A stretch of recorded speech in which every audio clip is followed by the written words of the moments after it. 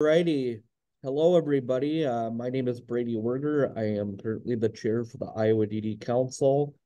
Glad to see all of you back here on Capital Chat for February's Capital Chat. I've been hibernating for the last couple of months and haven't been participating. So I'm glad to see everybody today. We have a packed agenda today, so I'm going to keep it real brief, but I'm going to pass it on over to Carlin. Carlin, you have the floor. Thanks, Brady. Good morning, everyone. I'm Carlin Crow, the Public Policy Manager with the Iowa DD Council. Glad you're all with us today. We're going to kick it off this morning highlighting an advocate. I'm actually in Iowa City today at Systems Unlimited headquarters with Mona Kenyon, who is the Executive Director. We're setting up for a advocacy training for their some of their clients and staff for this afternoon. And so I asked Mona if she would share a little bit about their advocacy efforts, what they're working on, and some issues and what you think is important. Mona, you got it. Hello, I'm so glad to be here. I'm Mona, CEO of Systems Unlimited, and I was going to share some of our experiences that we've had with advocacy and specifically the Capital Advocacy Day grant with the Iowa DD Council. This is our second year. We applied for the grant and we were awarded the grant. And the thing about that grant that I think all of us find extremely valuable is the training that Carla provides to our advocates. It's in depth. It just gives a lot of information, but more importantly, it really prepares us and we feel more confident when we head to the Capitol to talk to our elected officials. So that's why Carlin's here today, going to be training a number of our advocates that'll be making the trip to the Capitol next week on the 29th. So we're really looking forward to it. We do some other things other than the trip to the Capitol. The advocacy work really that we do, it happens daily. Our staff advocate for many things, including advocating for medical care at the hospital and doctor's offices, advocating for housing, advocating for equal treatment out in the community. So this is something that just, it's a part of Systems Unlimited, and it's something that we all, in all of our positions, carry with us. Something that we started last year regarding advocacy is we wanted to be more planful. And we put together an advocacy plan, which walks us through some activities and things that we need to do each month. And part of that is gearing up for the session, for the legislative session. And we also work with our lobbyists, which Amy Campbell works with us and provides tons of support. So these are all things that we do, but we're trying to be, like I said, more planful. And making sure that we're staying on track with the trips that we make to the Capitol and different things that we're doing here in the building, such as hosting a Meet Your Elected Official Day. We did that in the fall. We're going to do it again this year. So really trying to ramp up those efforts. Thanks, Mona, for sharing. And yeah, we just wanted to highlight what great work one of our community providers is doing and the extent that they are going to have their clients learn about advocacy and, going all the way to Capitol to deliver their message. So, and I did not pay Mona to say any of those words, and neither did Amy. No, not at all. But it's all great. So I'm going to pass it over to Amy now for our next topic.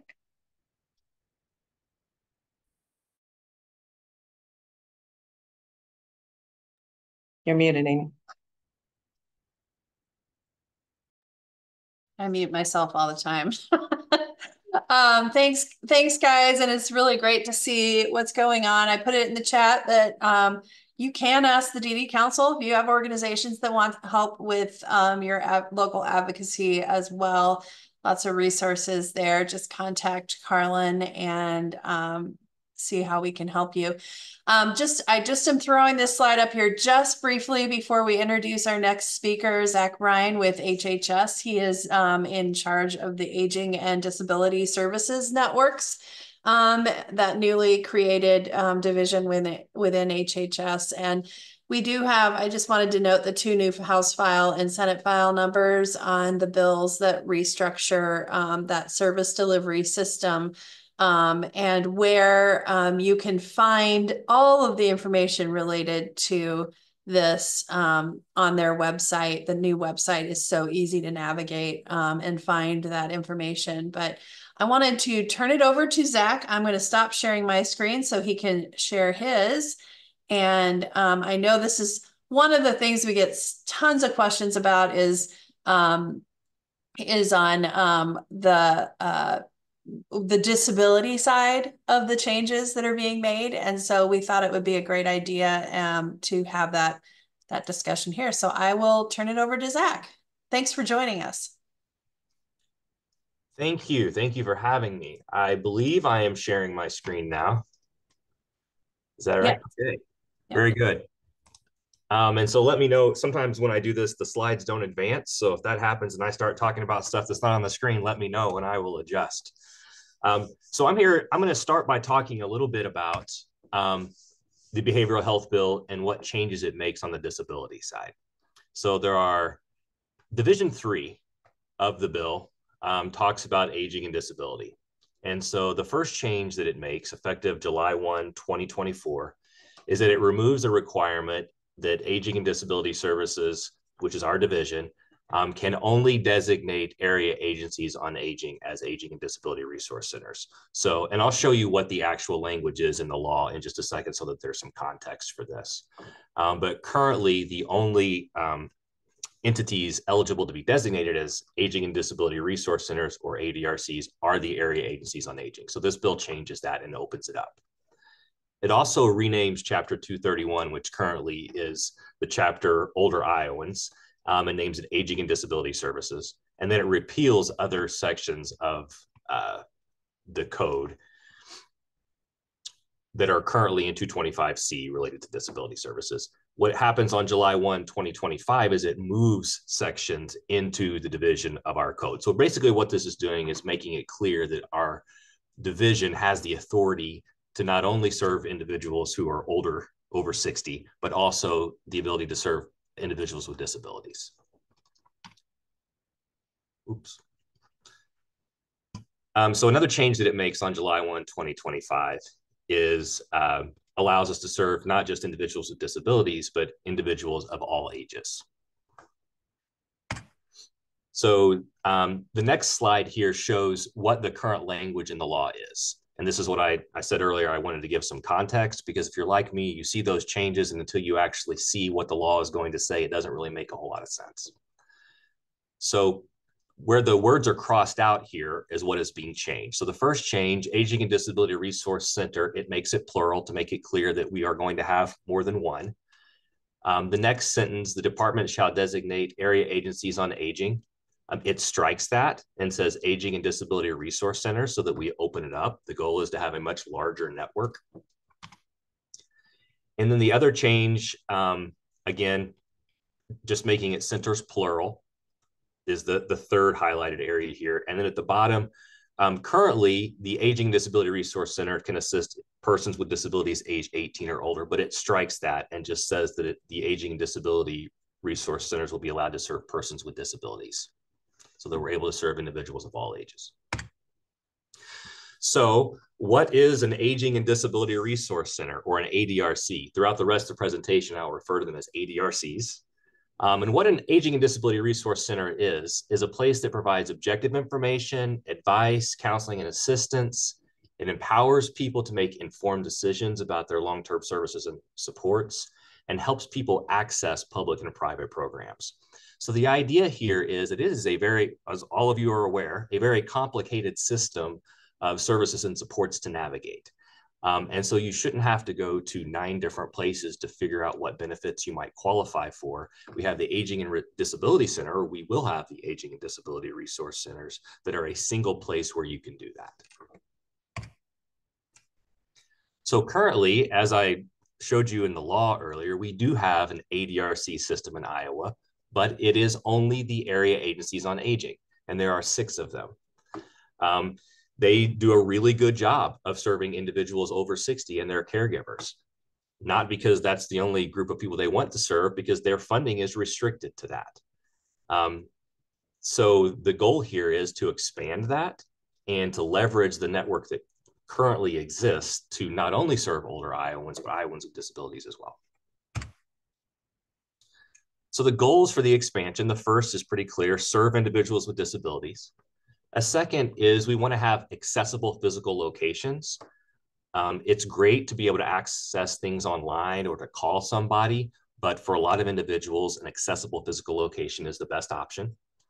We want to encourage co-location of key ADRC partners. So the idea of ADRC is actually in the Older Americans Act, and it's pushed down to us from the federal government, from HHS through ACL.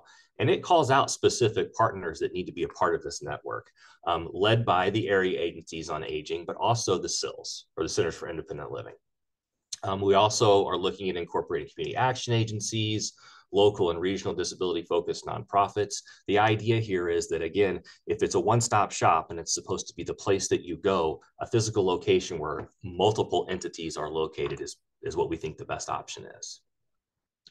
We also want it to be expandable. So when you look at what the behavioral health bill does, and it moves those disability services, the responsibility for providing those services to our division, that is more than just these navigation services.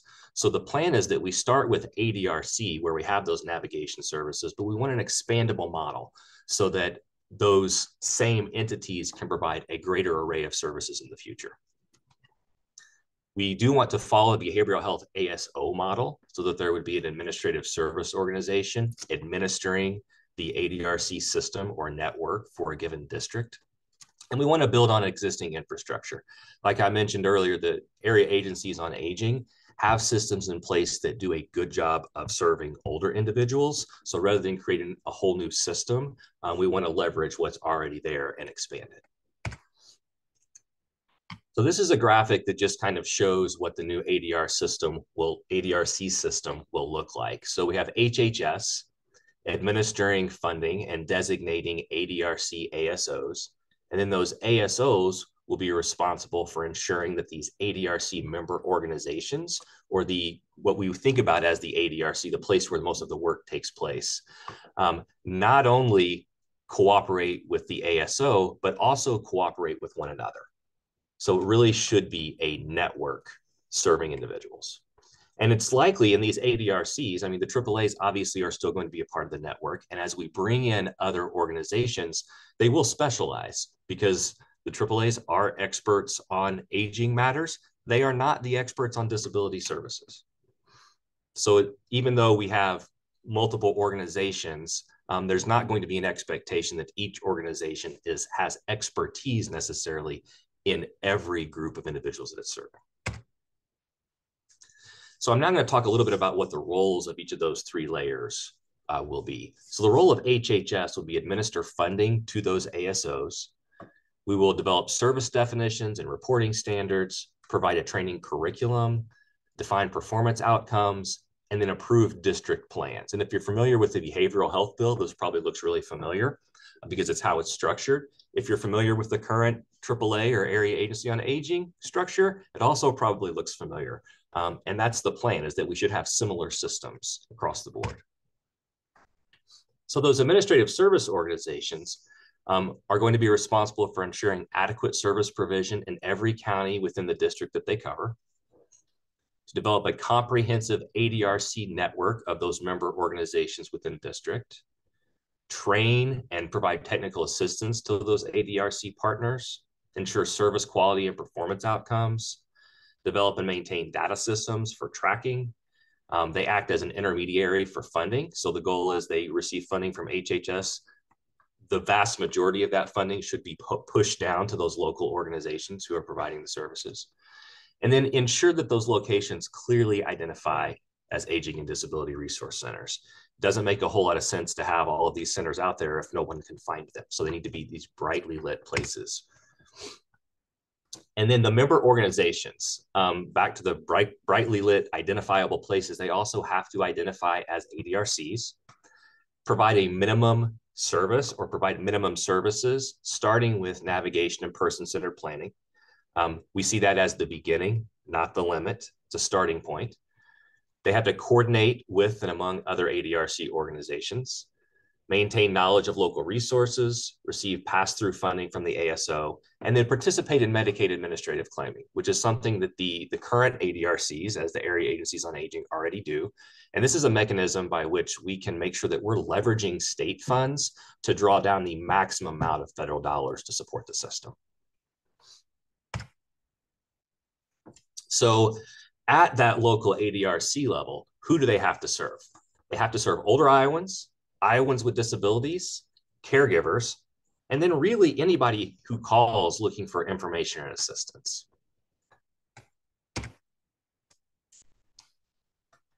So what are the services that must be provided? Starting with information and referral and person-centered planning. So information referral, and the way that we look at it happening, it's more than simply you call and you have a question and I send you a list of places to call. It's more assistive than that. Is it our version of information referral helps walk you through the process of knowing what these organizations are, what be the best fit, and then even helping to get you in contact, and then following up to make sure that you got connected to the people that you need to be connected with. Person-centered planning, which is a service that we call options counseling, which is a step more than the information and referral, where you sit down with an individual, or it can be done over the phone, and come up with some goals, and then develop pathways with that options counselor for how you can achieve those goals. And then again, follow up to see how we're doing in accomplishing those goals. So the ADRCs also will have to provide application assistance to all HHS programs and services, which means not just Medicaid, but Medicaid adjacent programs, waitlist prioritization screening, and then connection to concrete services and supports. So when you look at all of the potential ADRCs and the current AAAs, one of the biggest values or advantages that they have of being spread out across the state is that they often have insight into local services and supports that exist that are not government programs. And so we want to leverage that and ensure that we have the right partners, those right local organizations on board who are aware of what those services are and can connect people to them. So the where services must be provided, I mentioned in person, but also phone, email, on the web, and all of these access points have to be accessible and they have to be easy to navigate. So how are we going to do this expansion? And I'm just going to give a little bit of what we're thinking on this right now, and then have some time for some questions and some feedback. So the thought is that we would have sort of a competitive application for a limited number of ASOs to start. What we're really looking for is collaboration. So a lot of people are like, who do you think these are going to be? Do you have a preconceived idea? And the truth is we really do not. What we would like to see is all of the partners get together and determine who the best fit is for the ASO to really develop a network that works for Iowans. So we do want to see collaboration. We want to see proposals that include letters of support from the other ADRC members. So if, let's say, an area agency on aging wants to apply to be an ASO, you're going to need letters of support from disability service organizations that are in that area, such as the SILs or nonprofit organizations. Or if it is a behavioral health entity, they're going to have letters of support from the AAA and from the disability service organizations. So the key here really is collaboration and cooperation. So we will designate one or more ADRC ASOs as part of this demonstration, approve the supporting ADRC network, and then provide ongoing support to the ADRC ASO and to the network through training and technical assistance and evaluation and monitoring. So the intent here is not that initially we're going to cover the entire state. The intent is that we demonstrate a system that works and then expand it.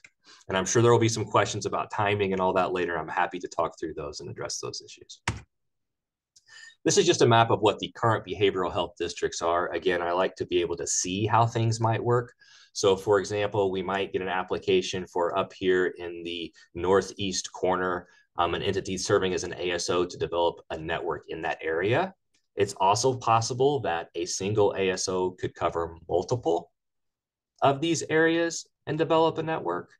Again, it's a demonstration project, and we're really looking for collaboration, cooperation, and ideas about how to make the system better. I talked a little bit about options counseling, which when I think about ADRC, I really think that's the key, because it really is more than information and assistance. It is an interactive process. There's a personal interview. We look at strengths, values, preferences. It's a facilitated decision-making process. The idea is we want people to have the best information, and then we wanted to support their decision-making. But the whole time, the process is driven by the individual, which is what makes it a person-centered process. So it is really supported decision-making. So that is the end of the presentation. I'm happy now to address any questions or just hear people's thoughts. Great, Zach, thanks so much for that. That was so much information. We do have some folks that have some questions in the chat that I'll go ahead and read through. And then if people also want to raise their hand, we can start getting to those too. But let's start first with the questions in the chat. You were talking earlier, Zach, about a waiting list. And I just assumed when you were talking about the waiting list, you were talking about the HCBS waiting list, correct? That's correct. Okay. Yeah, and so right now, we know there are waiting lists, and there's a project going on across HHS right now to survey the individuals on that waiting list and see what we can do about meeting their needs. And so we look at that as not a one-time process, right? Not a one-time project. If there's a waiting list and individuals are on that waiting list, then we should be looking at what resources do we have that we can direct them to and provide them while they're on the waiting list. Great, great. Okay, the next question, what will happen to the disability services provided by the current regional structure? So those services would be moved to be managed through our division. But if you look in the bill, there is time for, I'm wanting to call it a runway, but it is not called a runway in the bill. But it is time to ensure that there is not a gap in any of those services. So ultimately, they would be moved and to be managed by this division through the ADRC structure. But there is time built in there to make sure that there aren't gaps. Next question in the chat, who makes sure there are concrete services and supports available? So the concrete services and supports that we're talking about are those that are provided mainly by local nonprofits and community organizations. So the availability is something that is a little bit out of our control. Our role there we see is more connecting people to those where they exist, if that makes sense. So it's we know, for example, that a lot of local churches and a lot of very small local organizations are willing to provide those services. They just have trouble connecting the resources that they have with the people who need them the most. So the role of the ADRC network would be really connecting the two, the organization that has the supports or the materials available and the individual who is in need. Okay, one more question in the chat, then I think we'll go to you, Paula, as you have your hand raised. But Mary McGee wants to make sure that the website will be compliant with Section 508 immediately upon implementation. So I'm not sure which website we're talking about. You mean to access services? So that would be a requirement of the ADRC if that's the question, is would these websites be compliant? Yes, that would be a requirement. Paula, do you want to go ahead with your question? Sure. Hi, Zach. Thanks for being here. I wanted to address specifically making sure there are additional resources available when things cannot be paid by traditional resources such as Medicaid, Medicare, whatever those resources are. I have been in various roles for over 20 some years doing navigation work. And without, for instance, a program I have suggested, your division look at is the Children at Home program. You age out of that program at age 21, but there is a good network of not only money available, but the ability to leverage resources so people can get things like modifications in their home or other things that do not fall under Medicaid funding. I think it's crucial if you're going to have a comprehensive service available. So I'm going to continue to advocate that that needs to look at. Thank you for that input. And I'm happy to have a follow-up with you to understand more exactly about what your ideas are, if that would be helpful. Sure. Yeah, absolutely. I'll email you. Okay, good. Yep. Hey, Brooke, I think you missed one question before Mary McGee's comment. Catherine Egbert asked, where is the funding coming from specifically?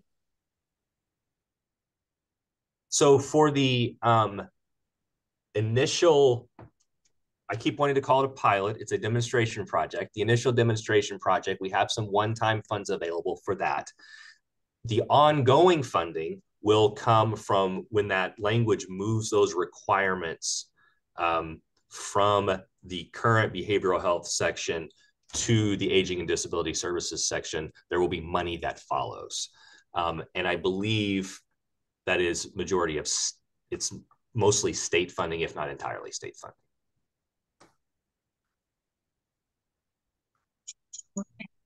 Another question, Zach, and I think this just might, I'll go ahead and read it. And then can you talk a little bit about the chronic MI being served through ADRCs rather than the 7 new districts? Districts are serving behavioral health and substance. Can you clarify? So it does clarify in the code that BI is considered a disability for the purposes of receiving services. And I'm going to ask, Marissa Roseberry is on the call if she has anything to add to that. Zach, I think it was CMI, so chronic mental. Sorry. Oh. Sorry.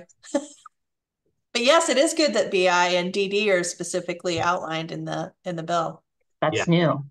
But the chronic mental illness would still be served through the behavioral health structure.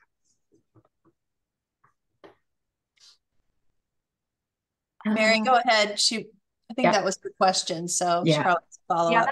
That was my question. So I'm just trying to clarify that because I'm seeing listed under the ARDCs that they will be serving individuals with chronic mental illness. And I just kind of have assumed that that was a mistake, but we're saying, because behavioral health would be the regional system changed to the 7 districts. And I'm a mental health advocate. I'm just trying to figure out where mental health falls then, because I keep seeing chronic MI under the ARDCs, and I thought that would be under the new districts. So I'm confused by that. Can you tell me where you're seeing that? Well, it was on one of your slides, I believe. And I have seen it in the description of the bill, I think in the Des Moines Register, and I think I've seen the actual language. Amy, do you know what I'm referring to? Yeah, it is in the bill. And I believe, well, I thought the chronic mental illness is in with the disability services because their needs are similar to individuals that have other disabilities in terms of that long-term supports and supported living, community living, job supports, and that kind of thing. So their service needs are more aligned with that population that's being served by through the ADRC in the bill, is my understanding. I might have that wrong. And that makes sense, Amy, as I've just been picking up bits and pieces. That's kind of the conclusion maybe I came to, that's why, and that is actually the case. So thank you. Looks like we have just 2 more questions in the chat, Zach. Pam says that she's had a friend who's had to file over and over again with Medicaid for her disabled brother who has been on Medicaid for more than 40 years. She's frustrated with the privatization.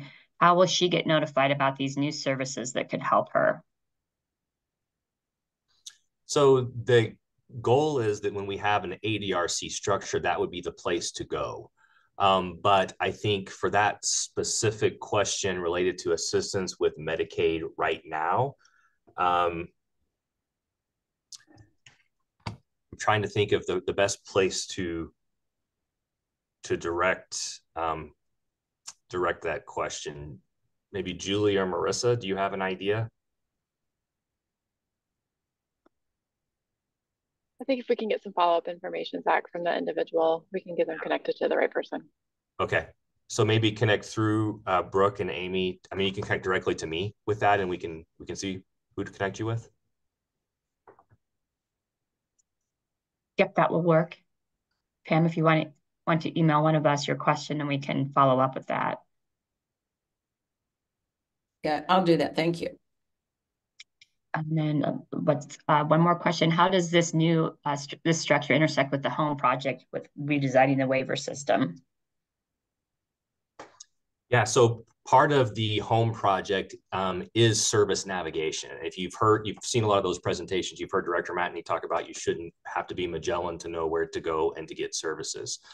So it intersects in that it is helping navigate the system and helping make sure that people have access to the services that they can get. And then also the piece of if you are on a waiver wait list and you still have a place to go, and we can connect you with services while you are waiting to be approved for Medicaid. Okay, I think this is the last question for you, Zach, and then we'll let you off the hook, and then we'll move on with our presentation. Where does the substance abuse fit into this model? Substance abuse is in the behavioral health side of the model. Catherine, does that answer your question?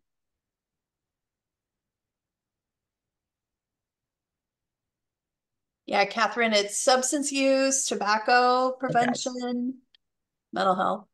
Yeah. Okay. Well, Zach, thank you so much for joining us today. Great information. And if we get any follow-up questions after this, we'll send them your way and to Marissa's. Please do. Thank you. Thank you, Zach. Thank you so much. That was great information. Thank you. Amy, am I passing it over to you now? I think we're passing it to Carlin. Is she? Yep, Carlin's there. Here, hold on a minute. Let me get my share screen back up because I think we're going to have Heather talk a little bit about some of our advocacy, but I didn't know, Carlin, are you going to introduce her? Yes, I will. Oh, and I will mention that I stole this picture off of a brilliant article opinion that she posted on Bleeding Heartland, and I just love this picture so much. It is really awesome, and Heather is really awesome too. So before we get into talking about the AEA bills, I wanted to give another highlight, another advocate who is doing amazing work on a topic that was very important and something that she has made. Basically, she's made herself a name for what she's doing. I think if you Googled right now best practice grassroots advocacy on Facebook, Heather's picture would come up first, because she has taken on the role of being a educator, someone who is helping connect people who are passionate about a certain topic, and doing it all in a very professional and heartfelt, transparent way. So we wanted to give her a shout out today and give her a chance to talk about what she has been doing as the founder of Advocates for Iowa's Children, and how she was inspired to do what she's doing today. And part of that is growing a Facebook group from 0 to almost 5,000 people in the span of a couple months. So I want to pass it over to Heather and have her talk about the amazing work that she's doing. So thanks for joining us today, Heather. Thanks, Carlin. You're going to make me cry over here, and I'm not going to be able to speak. So thank you so much for giving me the opportunity to share a little bit. So as Carlin said, I'm Heather Sievers. I have a child of really rare disabilities.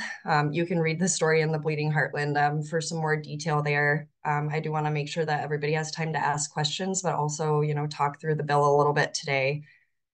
But advocacy work has always kind of been in my heart, doing volunteer work in the communities, you know, whether it's working with different vulnerable populations, you know, examples would be like working in homeless shelters and food banks, working with people who are suffering from HIV and AIDS, also working with trauma. I have a background in mental health and nursing, and I've actually worked in really large systems with a lot of my professional career being focused on how to make meaningful change in large systems.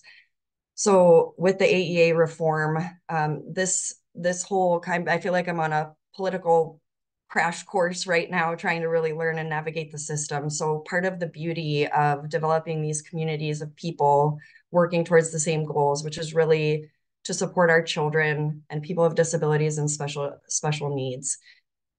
We can all learn from each other. And that's really what I've learned, you know, over the last several weeks here through this legislative session, is that this really has risen a fire inside people. And the best way to really help people come together is to create these venues where we can learn together, work together, build a mission, and help really kind of give hope back to people that our voice in the community actually really does matter.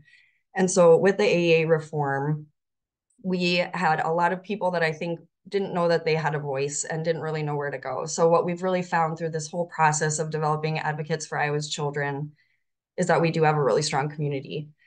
And so I think one of the main things, it's been great that this is the kind of topic today, is really focused on advocacy work and how to do it. And I think the main thing that our group in Advocates for Iowa's Children have been doing is focusing on hope, not hate, not being mad. This is really about how we can work together with our legislators to come up with something that's not going to harm our communities, but instead create meaningful change. And so I think that's really what we've all been doing, from sending hundreds and hundreds and hundreds of Valentines to our legislators, thanking them, asking them to continue to keep conversations open with us. I think that's really what we've been doing. And I really want to kind of point out too that, you know, we've had a lot of amendments of the AEA reform bill come through, and it really is because of the voice of our communities. So I've had some of our legislators tell me that when a governor bill comes through rapidly like this, they've never really seen this many reforms to a bill come through in a single legislative session. So I think that's really important, and important to really bring home how important it is to work together as a community, to have a clear mission and purpose, and really focus on what we can do to build partnerships and relationships with the people who are intended and voted in to represent us as a community. And like Carlin said, this really has been about educating ourselves, educating the communities. We know that people don't know what they don't know. We're not all specialists in every area of education or what it means to be a family or advocates for children of disabilities or special needs. So part of this is really helping to educate the communities and use various venues to do that. So one of the things that I want to point out around the AEA reform bill is that the original one that came through would have been pretty detrimental to our communities, to our AEA people who come in and have a really integrated system. As we've moved through this legislative system, like I mentioned, we've seen a lot of different amendments. And so there have been some positive things that have come out through the House bill, which is focusing on what our groups have been asking for, which is a study. There's a task force built into this to help bring people together, people who didn't have a seat at the table when the bill was originally created, to help inform what education reform really should look like and not rush it. So one of the things that our groups are still concerned about is that the bills do continue to kind of move forward.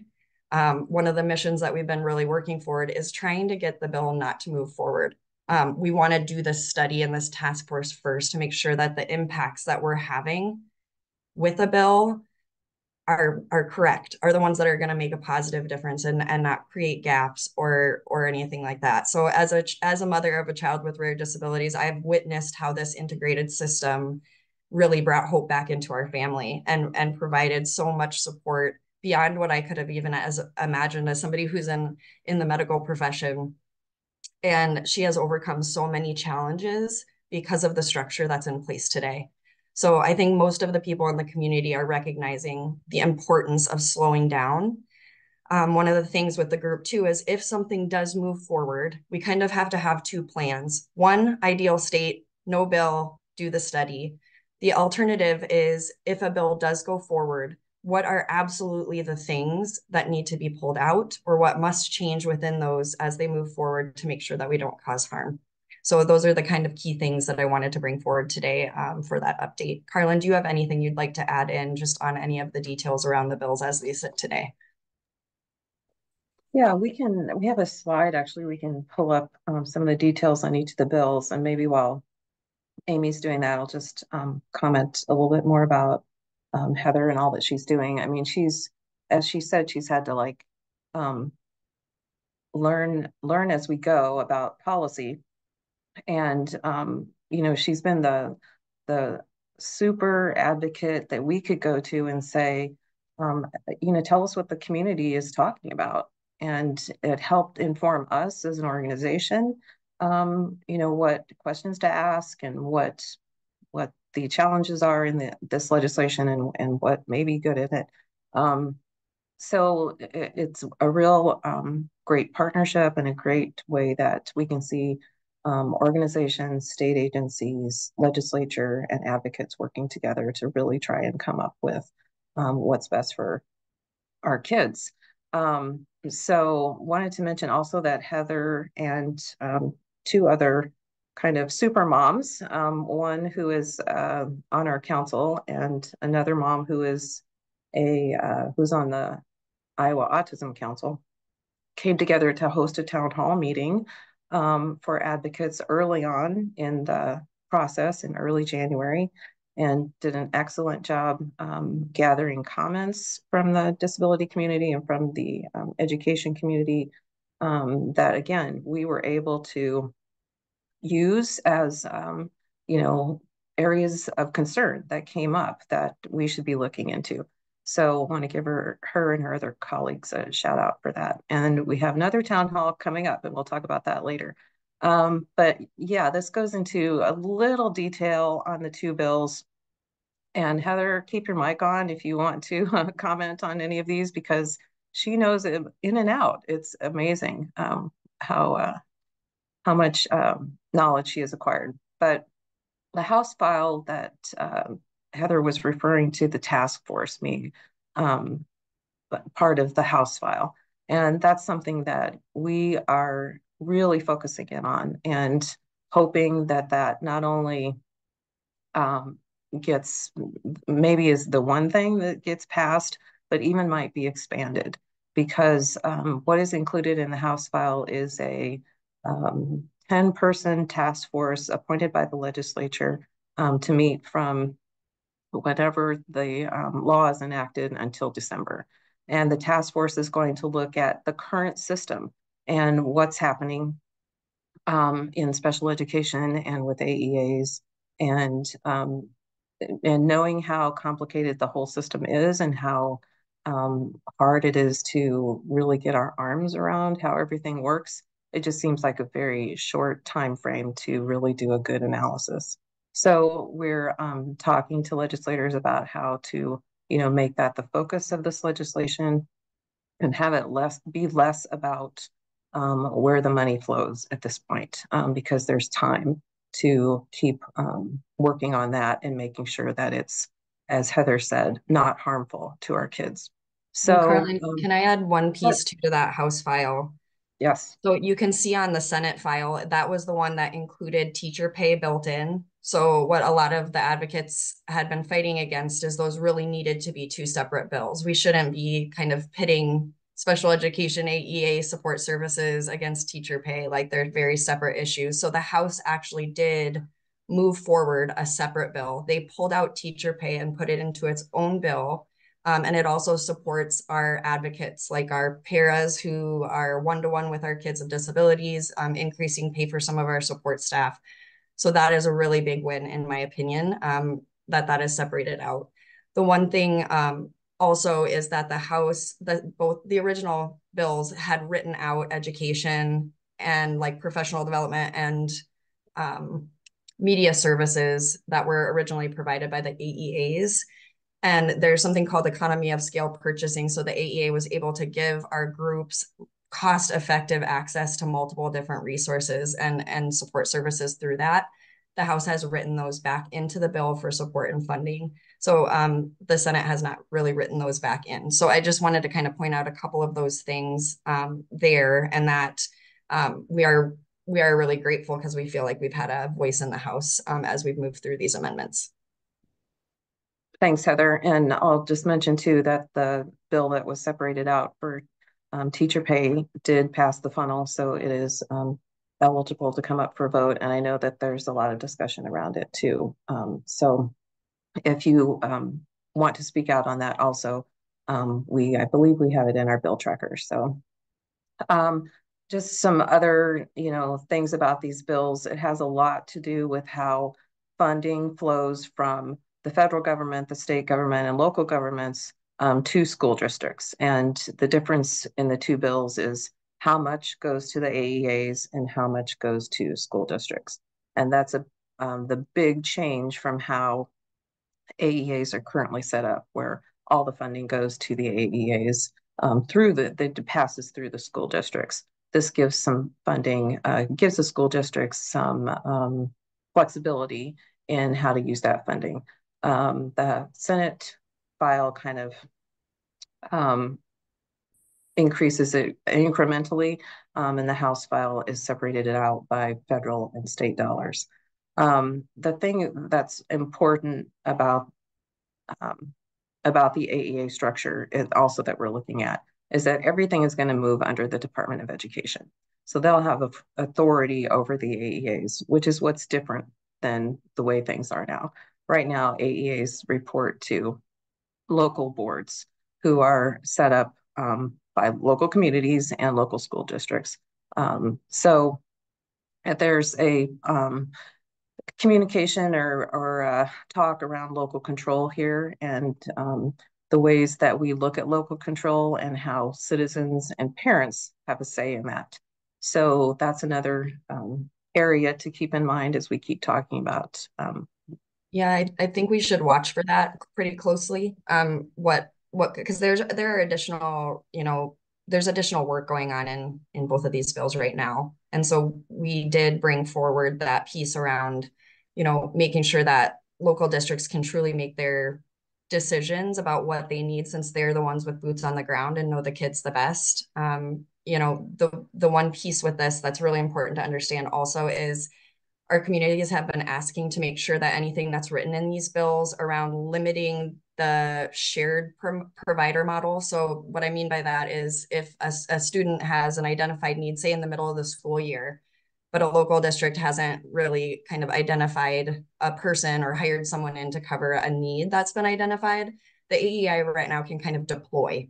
It's a shared model across districts. And so some of the things that have come up in these bills is limiting that shared model. And so we're really hoping to see that voice was heard as these kind of come through, that we need to be able to meet those needs and our federal requirements for service provision, delivery, and all of those things. And so something to keep your eye out for as well. And one more thing, you'll notice in these bullet points, there's nothing on here that talks about how this is going to affect children, especially kids in special ed. So that's very much how the conversation is mirrored in the legislature right now. There's talk about AEAs, there's talk about salaries, there's talk about flow through, there's talk about fee for service, and we're not focusing in enough, in my opinion, on how this is going to affect our children. Heather keeps bringing this up as an advocate, as a mother, and I think in the ways that we advocate and what's important to us, that's the narrative that we need to keep bringing into this discussion. How is this going to affect our kids, especially on a very on a time frame that moves things into action very quickly. It could be traumatizing for services to some districts. We've heard that. And we don't want it to damage them or what's in place now. And Heather has made a really good point of using that kind of language. So, so if anybody has questions, we have a link in here to what the AEAs have on their site, what kind of their talking points. We have some of the same language on, not the same language, we have some other documents on our site that you can look at. We have some handouts too that you can use when you talk to your legislators. So if there's ways that we can help you out as advocates, please let us know. And also join Heather's Advocates for Iowa's Children for really great information about what's going on and what advocates are saying.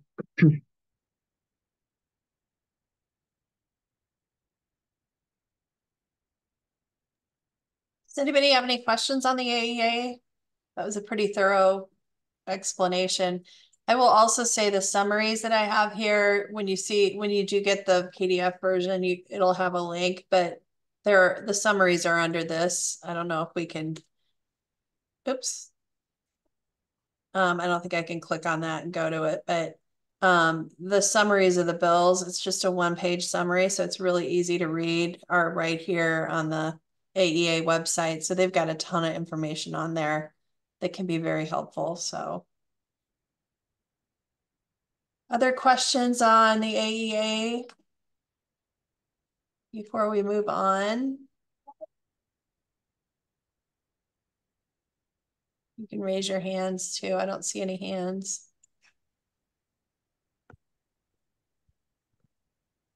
I have a question. This is Paula Conley. My son also is one of 26 people in the world with an inherited syndrome, and he's actually graduated, but we've been around enough that there was at one time a Bureau of Special Education under the Department of Ed, and it was dismantled. And now we are again discussing putting that back together. There's actually jobs posted for various roles in that. And I know I have talked to my representatives about including that whole idea, what is actually needed under the Department of Ed as part of this study. I think there are a lot of questions. I'm not saying whether it was a good or bad thing to dismantle it in the beginning. We advocates had a lot of questions. We were not heard. It got dismantled. And now all of a sudden, what's the rhyme and reason? And where is the data that is driving this need to put that back together? So I'd like to put that out there. I'd like to see that included as part of a study. I think that's a great, that has been coming up about putting that back in. And I do think there's been a lot of conversation about, people trying to figure out how can we actually work a little more closely with the DE, but not like lose control over the local decision making and some of those things. And like, what would that purpose be? What are the criteria? What will we see differently with restanding that up? So I will bring that forward. Absolutely. Thank you. Thank you, Heather. Thanks for all the work you're doing. Yeah, thank you. And I can mention too that we have had discussions with the special education director in the Department of Ed, and she acknowledged that their staff has shrunk significantly over the last, decade or so, to the point where they, are really constrained in what kind of data that they can collect, and have not had the resources that they've needed to really be effective in their work. So it's not a bad thing, obviously, that we're bumping up what is the focus on special education and having a special division. And it is in both bills that will be set up. So thank you for bringing that up, Paula.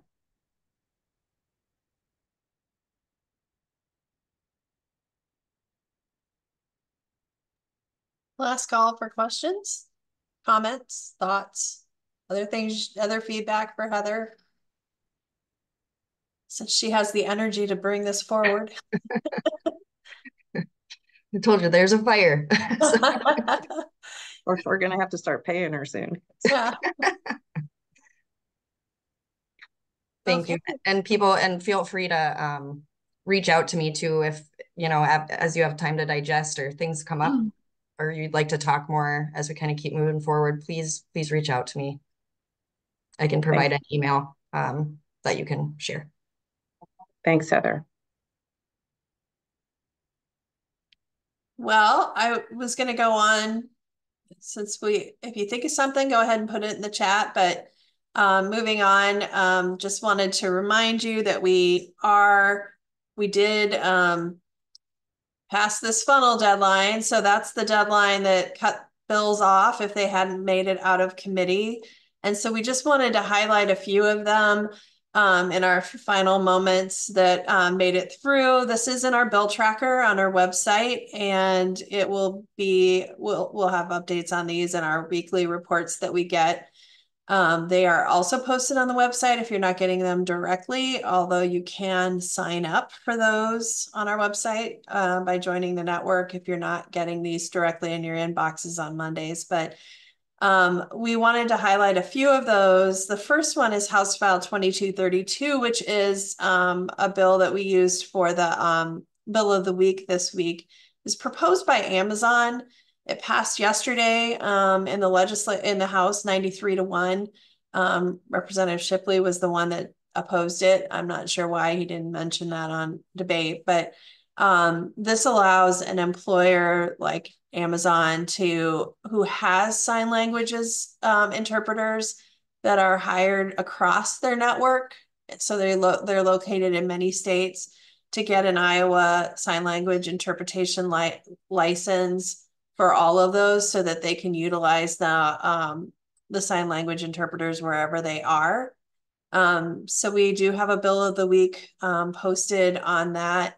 We've been in touch with some folks, and I mean, there's some good and there's some concern, I guess, that among the community about that bill, because it may discourage employers from actually hiring local interpreters. And it may only really help those individuals who work for a national company that might be located in many states. So there might be some good, there might be some bad to that.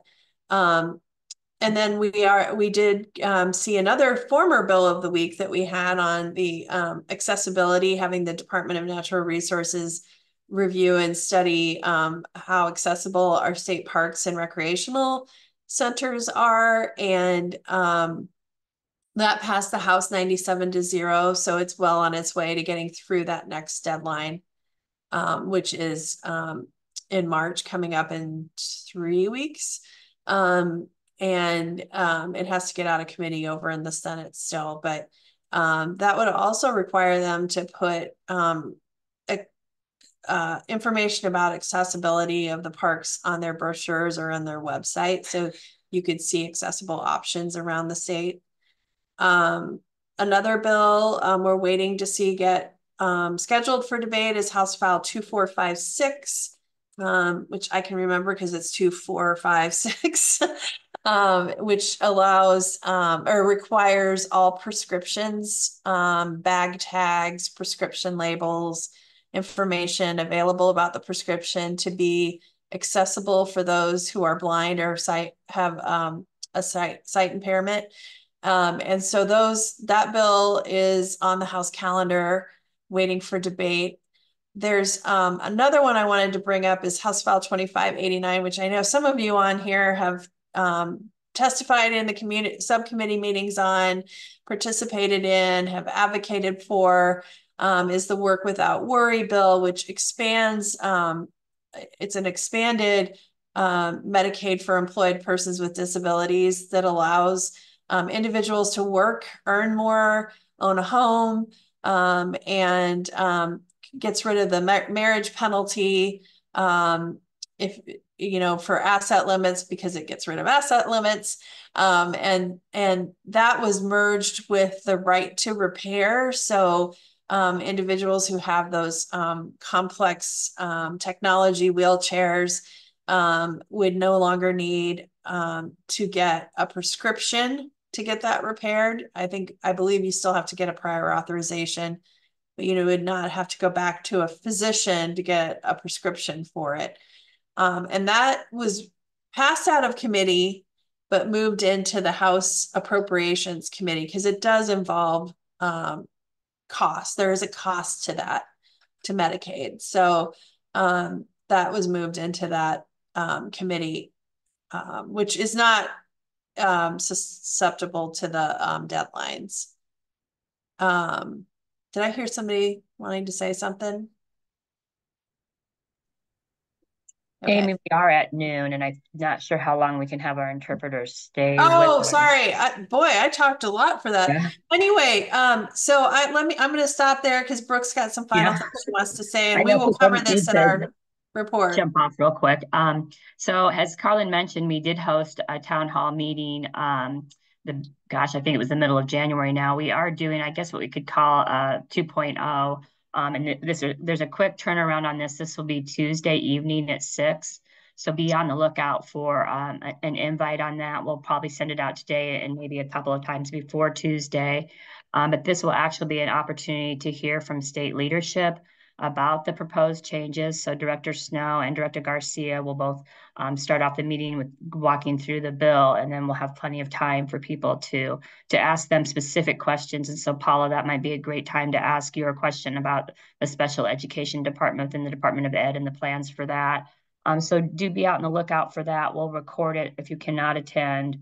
We did up our attendance, so there can be more than 300 people to attend that because there was some difficulty because we had it capped the last time, not realizing it. So if we have more than 300 people this time attend this, that's great because we have the room for them now. So be on the lookout for that, and you'll see that soon. Thanks, everybody. What we didn't cover will be in the report on Monday. So have a good weekend, everyone.